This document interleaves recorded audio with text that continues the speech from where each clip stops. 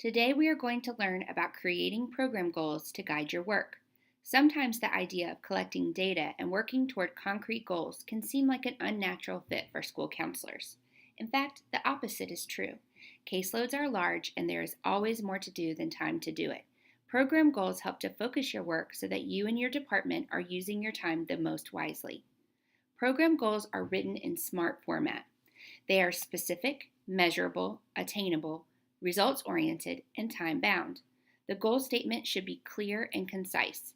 You do not need to explain your goal or include how you are going to work to obtain the goal. Program goals are always centered around outcome data. Outcome data is achievement, attendance, and behavior data. Other data like pre-post tests or needs assessments may inform the outcome goal, but the primary focus of the goal should be outcome data.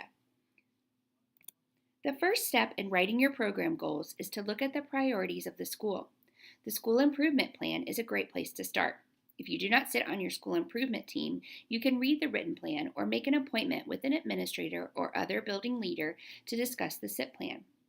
It's important for the school counselor to think about how their work will inform the overall goals of the school. For example, if achievement is a school priority, the counselor might work with students on academic skills, appropriate scheduling, or class attendance. The second step is to disaggregate data and look at achievement, attendance, and behavior discrepancies by subgroup or category. Subgroup gaps could be race or ethnicity, grade, or gender. Needs may also be identified by a category like a specified number of absences or office discipline referrals for a certain behavior. Work with your school counseling or student support services department to prioritize and select needs to address this school year. If you are solo at your school, consider making an appointment with your administrator to discuss the focus of your program goals. Not only will this ensure your administrator's support, it is good advocacy for your role when your administrator sees how school counseling supports the needs of the school identified by the school improvement plan. The final step is to dig deeper and see what is contributing to your need, gap, or concern. For instance, if you were researching a program goal about attendance, you would want to find out more about why a certain class or grade level has a high number of absences. Sometimes this digging deeper gives you information to inform your goal, and sometimes you dig deeper to find that a counseling intervention or strategy is not likely to support the goal. Remember, you are writing program goals to focus your work. If it's not the best use of your time, move on. Finally, you are ready to write your SMART goal. ASCA has a great SMART goal template on their website, which I have linked in the notes. This template really helps you to focus your goal and make sure that it meets the SMART criteria. A few tips before we begin looking at a program goal example.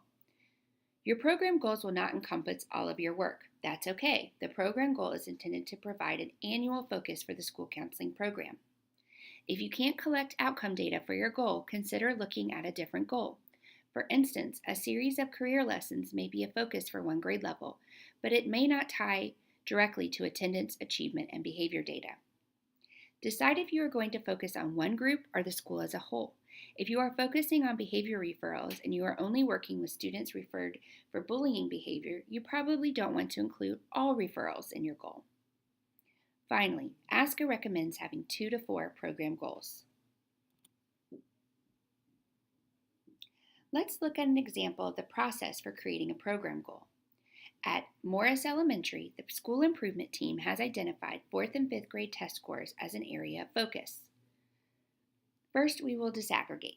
The school counselor knows anecdotally that teachers have been concerned that students who were on grade level in class did not pass the end of grade test. She works with school leadership to create a spreadsheet with the previous year's final grades and end of grade test scores. She is able to sort by final grades to identify which students were on grade level and then to look at test scores. When she has looked at the data, she has identified 25 students to target. She identifies her target group as students who were on grade level for the final report card in the previous year and did not pass the end of grade test. After identifying her target group, our school counselor digs deeper by discussing the targeted students with their classroom teachers and instructional support teachers. She learns that some of these students are very anxious on test days, and some need better test-taking skills. She decides that she can implement strategies to support these students within her role as a school counselor. Our school counselor uses the ASCA template to help write her goal. By June, 60% of students who were on grade level at the end of the previous year and did not pass the end of grade test will score a 3 or higher on the end of grade test for the current year. A level 3 is the passing rate for our Morris Elementary end of grade test. Notice that she hasn't stated what exactly she's going to do. That's okay. There are other ways to document her activities. In fact, many activities will support this goal.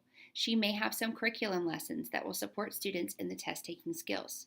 She might implement a group to help these targeted students. She might call parents to encourage their support. For program goals, we are not describing activities. We are focusing on outcomes on which the program will focus efforts. Now let's check our smartness. Specific. What do we specifically want to achieve? We want students to pass their end of grade test. Measurable. Is it measurable? Yes. Student achievement is measured by the end of grade test. Achievable. Is it a reasonable goal? Because the students in our target group are on grade level in class, having a majority of them pass the test seems reasonable. The first year you create a goal, you might be taking an educated guess. As you fine-tune and tweak your goal next year, you might have more information about what amount is achievable. Later, we'll look at a school-wide goal to see how that percentage change differs.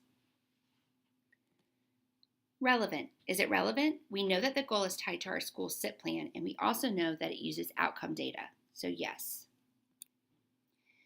Is it time-bound? Yes. We see that the goal will be achieved by June of the current year. In reality, we would include the year along with the month. Let's walk through a high school example to see a broader program goal. At Brooke High School, the SIP plan has discussed the importance of 9th grade promotion and the ultimate goal of graduating on time. The SIP team created a school-wide goal to increase 9th grade promotion.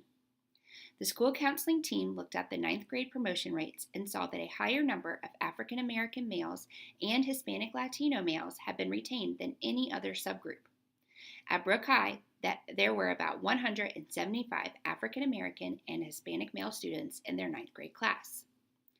After identifying their target group, African American and Hispanic males, the counseling team dug deeper to identify areas of need. Looking at school climate survey data, they saw that African American and Hispanic males were less likely to identify a staff member that they connected to. In speaking with the 9th grade teachers, they learned that many teachers were concerned about students' study skills. The counseling team decided that they can implement strategies to support these students within their role as school counselor.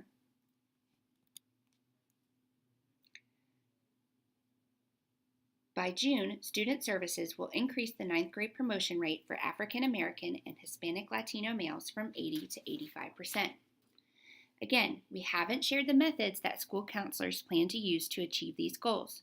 Counselors will document their methods on the curriculum plan, group plans, or closing the gap plans as appropriate. The final step to writing your program goals is to share them. You can share your goals with your principal in your annual agreement, with your advisory council, and post on your website. This is a great advocacy tool for your school counseling program. When your stakeholders hear that you are affecting passing rates, academic achievement, attendance, or behavior referrals, they will see the crucial role that school counselors play in the education of all students. Thank you for joining us today. Check back to hear more about the ASCA National Model.